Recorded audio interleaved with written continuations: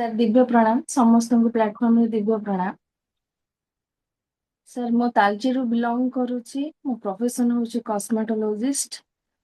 ଆଉ ମୁଁ last 4 month 2026ରେ ହିଁ ମୁଁ ଜଏନ୍ କରିଛି।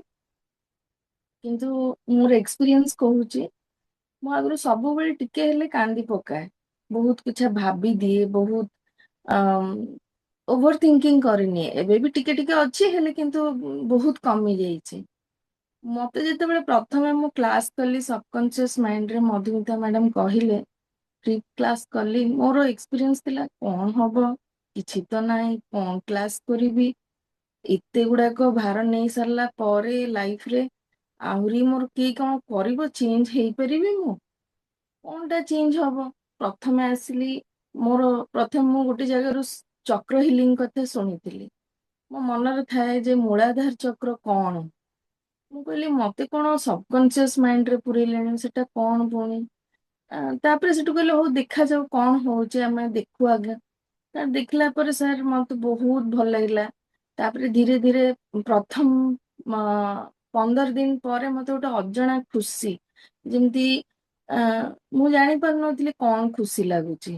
ସେ ଖୁସିଟା ଗୋଟେ ଅଜଣା ଖୁସି ଥିଲା, କାହା ଆଗରେ ବ୍ୟକ୍ତ କରିପାରୁନଥିଲି, କିନ୍ତୁ ନିଜ ମନ ଭିତରେ ଖୁସି ର ମାହୋଲ ଥିଲା। ତାପରେ ଧୀରେ ଧୀରେ ଯୋଉମାନେ ଟିକେ ମତେ ନେଗେଟିଭ କଥା କୁହନ୍ତି, ସେମାନଙ୍କୁ ମୁଁ ନା ନା ପଜିଟିଭ କଥା କୁହ, ନେଗେଟିଭ କଥା ଯଦି କହିବ ଏଇଠି କଥା ହୁଅନି ମୋ ସହିତ। ତାପରେ ଧୀରେ ଧୀରେ ହେଲା। ତାପରେ ହଜବେଣ୍ଡ ମତେ କହନ୍ତି କଣ ଏଇ କ୍ଲାସ କରୁଛୁ, ତୁ ଗୋଟେ ମୋ ପଇସା ନେଇକି ଖାଲି ବର୍ବାଦ କରୁଛୁ, ଆଉ ତୋର ସବୁ ଏଇ କ୍ଲାସ କଣ କରୁଛୁ। ମୁଁ କହିଲି ମୁଁ ତ ତମକୁ କୋଉଥିରେ ରୋକୁନି, ମୁଁ ତ କିଛି ଖରାପ କାମ କରୁନି, ମୁଁ ପାଠ ପଢୁଛି, ପାଠ ପଢିବାର ପ୍ରୋବ୍ଲେମ କଣ। ତାପରେ ସେଠୁ ସେ ବି ଧୀରେ ଧୀରେ ଚୁପ ହେଇଗଲେ, ଆଉ କିଛି କହୁନାହାନ୍ତି ଏବେ। ତାପରେ ପ୍ରଥମ ପ୍ରଥମ ବହୁତ ଡିଷ୍ଟରବାନ୍ସେସ୍ ବି ଆସିଲା। ମତେ କ୍ଲାसेସ୍ ହେଇପାରିବନି, ଷ୍ଟାଫ ମାନେ ମ୍ୟାଡାମ ଆସନ୍ତୁ, କାମ କରନ୍ତୁ, ଏଟା କରନ୍ତୁ, ସେଟା କରନ୍ତୁ। ମୁଁ ତାଙ୍କୁ କୁହେ କ୍ଲାସ ଅଛି, ମତେ କେହି କିଛି କୁହନା, କ୍ଲାସ ଅଛି, ମତେ କେହି କିଛି କୁହନା। ତାପରେ ଧୀରେ ଧୀରେ ସାର୍ ଯୋଉ ଆକ୍ଟିଭିଟିସ ଦିଅନ୍ତି ନିଜ ଲାଇଫରେ ବି ସାର୍ ମୁଁ ୟୁଜ କଲି। ଛୋଟ ଛୋଟ ସୁଇଚ ୱାର୍ଡ ୟୁଜ କଲି। ସାରଙ୍କୁ ମଝିରେ ମଝିରେ ପଚାରେ ଯେ ମୋ ଲାଇଫରେ ଏଗୁଡା ସବୁ କାହିଁକି ହଉଛି। ତ ଧୀରେ ଧୀରେ ମୁଁ ଜାଣିପାରିଲି ସାର୍ ଜୀବନ କଣ। ଯଦି ମୋ ଆଗରେ କିଏ ଦୁଃଖୀ ରଙ୍କି, ଯେମିତି ଆଗରୁ ଅନ୍ୟର କଷ୍ଟରେ ମୋ କଷ୍ଟ ବୁଝିବା ଭଲ, କିନ୍ତୁ ମୁଁ କଣ କରେ ନା ନିଜ ଭିତରକୁ ନେଇଯାଏ ସେଗୁଡାକୁ। ତ ମତେ ବହୁତ କଷ୍ଟ ହୁଏ ଅନ୍ୟକୁ କଷ୍ଟ ଗୁଡାକ ଦେଖିକି। ମତେ ଯେମିତି ଲାଗେ ମୁଁ ଯେ ତାର ସବୁ କଥା ଶୁଣି ଦେଇକି ନିଜ ଭିତରକୁ ନେଗେଟିଭ ଗୁଡା ନେଇଯାଏ। ତାପରେ ଧୀରେ ଧୀରେ ସେଗୁଡା ଆଉ ମୋ ଦେହରେ ଆଉ ରହିଲାନି। ହଁ ଦୁଃଖ କହୁଛି, ଠିକ ଅଛି। ତାପରେ ନିଜେ ଆନାଲାଇଜ କରୁଛି, ଆର ଦୁଃଖ ଶୁଣିବା ଦରକାର ନା ଦରକାର ନାହିଁ। ମୁଁ ତାକୁ ଏନାଲାଇଜ କରୁଛି, ଏବେ ନିଜେ ଡିସିସନ ନେଇ ପାରୁଛି ଯେ ନା ଆର ମୁଁ ଯେତିକି ଦରକାର ସେତିକି କଥା, ତାଠୁ ଅଧିକା କଥା କିଛି ମୁଁ କାହାଠୁ ଏକ୍ସଟ୍ରାକ୍ଟ କରୁନି କିମ୍ବା ପଚାରୁନି। ପଚାରିବାର ଥିଲେ ବି ମୁଁ ସେଇଠୁ ଆଭଏଡ କରିକି ଚାଲି ଯାଉଛି। ଏବେ ସେତିକି ଜଣା ପଡୁଛି। ଆଉ ରାଗୁଥିଲି, ହଁ ଏଇ ଲୋକଟା ମତେ ରାଗିବା ଇନ ଦ ସେନ୍ସ ମୁଁ ସେମିତି ଚିଲାଏନି, ବଟ୍ ମନ ଭିତରେ ମନ କଥାଟା ରଖିଥାଏ। କିନ୍ତୁ ଏବେ ହଁ କଲା ତ କରୁ, ସେ ତାର ତା ଇଚ୍ଛା, ସେ ଯାହା କରିବା କଥା କରୁଥାଉ, ଏମିତି ଗୋଟେ ଆସିଗଲାଣି। ତାପରେ ଯେମିତି କି କିଏ ମତେ କଣ କହିଲେ, ମନରେ ବହୁତ ଲଗେଇକି ବସେ, ଭାବେ ବହୁତ, କାହିଁକି କଲା, କଣ ପାଇଁ କଲା। ଆଉ କରୁଛି କରୁ, ତା କର୍ମ ତାର, ମୋ କର୍ମ ମୋର। ଆଉ ଆଗରୁ ଯିଏ ଯାହା କହିଦେଲେ ବହୁତ ଜଲଦି ବିବ୍ରତ ହେଇ ପଡୁଥିଲି। ଏବେ ହଁ ସେ ତାର କରୁଥାଉ, କହୁଥାଉ, ତା କର୍ମ ତା ଠିକ।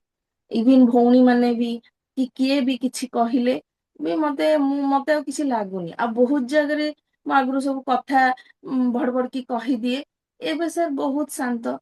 ଯଦି କୋଉଠି ଗ୍ୟାଦରିଂ ରେ ବି ଯାଇଛି, ମୁଁ ଚୁପଚାପ ସମସ୍ତଙ୍କ କଥା ଶୁଣୁଥିବି, କିନ୍ତୁ କୋଉଠି ଗୋଟେ ବି ଆନ୍ସର ଦେବିନି। ଯଦି ଆନ୍ସର ଦେବି, ନାଇଁ ଏଇ ଜିନିଷ ଟା କରୁନା, ଯଦି ସେମାନେ ଆକ୍ସେପ୍ଟ କଲେନି, ତାହେଲେ ମୁଁ ଆଉ ନେକ୍ସଟ କଥା କହୁନି। ଠିକ ଅଛି, ତମେ ଯେବେ ଆକ୍ସେପ୍ଟ କରିବ ଜାଣେ। ତାପରେ ସାର୍ ଆଉ ଗୋଟେ ମଜା କଥା କଣ, ଯେତେବେଳେ ଏଇ କ୍ଲାସ କରିଲି, ମୋର ଧୀରେ ଧୀରେ ଯେତିକି ବି ଡେଭଲପ ବେଶୀ ନ ହେଇଥାଉ କି ଯାହା ବି ହେଇଥାଉ, କିନ୍ତୁ ବହୁତ ଡେଭଲପ ଆଗ ଅପେକ୍ଷା ହେଇସାରିଛି।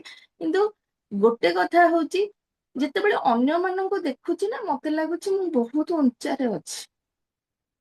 ମୁଁ ବହୁତ ଉଞ୍ଚାରେ ଅଛି, ଆଉ ସେମାନଙ୍କୁ ଦେଖିକି ଗୋଟେ ସ୍ମାଇଲ ଦଉଛି ଯେ ତମେ ସେ ପାଠ କେବେ ପଢିବ, କେବେ ଜାଣିବ, କେବେ ଲାଇଫ ଚିହ୍ନିବ, ନିଜ ପାଇଁ କେବେ ବଞ୍ଚିବ। ଆଉ ଗୋଟେ କଥା, ସାର୍ ନିଜ ପାଇଁ ବଞ୍ଚୁ ନଥିଲି, ଏବେ ସମସ୍ତଙ୍କୁ ଧାକରେ କହୁଛି ଭାଡମେ ଯାଏ, ସମସ୍ତଙ୍କ ପାଇଁ ସବୁ କିଛି କରିଦେଲି। ଲାଷ୍ଟ ମୋର ଯେବେଠୁ ମୁଁ ମ୍ୟାରେଜ କରିଛି, ବା ମୁଁ ଯେତିକି ପିଜି ପାଠ ପଢିବାଠୁ ଯେବେଠୁ ଜାଣିଛି, ବୁଦ୍ଧି ଜାଣିଛି, ସେବେଠୁ ଆଜି ପର୍ଯ୍ୟନ୍ତ ସମସ୍ତଙ୍କ ପାଇଁ ସବୁ କିଛି କରିଦେଲି। ବର୍ତ୍ତମାନ ସମୟ ଅଛି ମୋ ପାଇଁ କରିବି। ତ ମୁଁ ଭାଡମେ ଯାଏ, ଯିଏ ଯାହା ଯାଉଛି ଯାଉ, ମୁଁ ନିଜ ନିଜ ପାଇଁ ବଞ୍ଚିବା ଷ୍ଟାର୍ଟ କରିବି। ନିଜେ ବଞ୍ଚିଥିଲେ ଅନ୍ୟମାନେ ପଚାରିବେ, ନହେଲେ କେହି କାହାକୁ ପଚାରିବେନି। ତ ସେଇ ଆଇଡିଓଲୋଜି ନେଇକି ସାର୍ ଆପଣଙ୍କୁ କୋଟି କୋଟି ଧନ୍ୟବାଦ। ମତେ କି ଆପଣଙ୍କ ଭଳିଆ ମୁଁ ପ୍ଲାଟଫର୍ମରେ ଜଣେ ଗୁରୁଙ୍କୁ ପାଇଛି। ମୁଁ ଦୀକ୍ଷିତ ବି ତ ହେଇଛି ସ୍ପିରିଚୁଆଲ ଲାଇଫ, ପତା ନାହିଁ ସେଇ ଗୁରୁଜୀ ବୋଧେ ମତେ ଆପଣଙ୍କ ପାଖକୁ ପଠେଇ ଦେଇଛନ୍ତି। ଯା ମୁଁ ତ ତତେ ଦେଇପାରୁନି ସେ ଜିନିଷ ଟା, ତତେ ଆଉ ଜଣେ ଦେବେ। ସାର୍